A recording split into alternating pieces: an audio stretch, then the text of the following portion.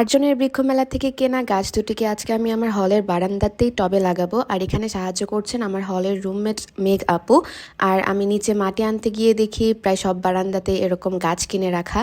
আর এই যে মাঠের বিভিন্ন জায়গা থেকে আপুরা গাছ লাগানোর জন্য মাটি নিয়ে গেছেন। তো আমি একটু এমন জায়গা খুঁজছিলাম যেখান থেকে মাটি নিলে বড় কোনো প্রবলেম হবে না। এই জায়গাটাতে একটু মাটির উঁচু ঢিবির মতো ছিল যেখান থেকে আমি মাটি নিয়েছি। এখান থেকে যতগুলো মাটি নিয়েছি সেগুলো আসলে লাগেই নাই, খুবই কম মাটি লেগেছে। পরে আমি আবার ওই জায়গাতেই মাটিগুলো রেখে এসেছি।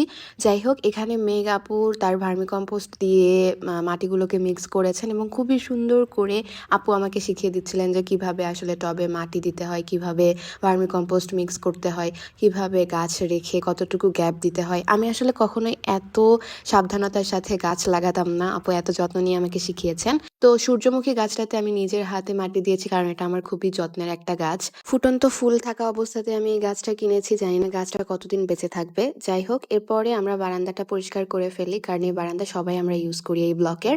আর এই তো গাছগুলো রেডি, রেলিং এ রেখে একটু ছবি ভিডিও তোলা হয়েছে। এগুলো আসলে রেলিং এ রাখা হয় না। আপনারা দোয়া করবেন যাতে আমার গাছগুলো হেলদি থাকে। That's it for today's video. By.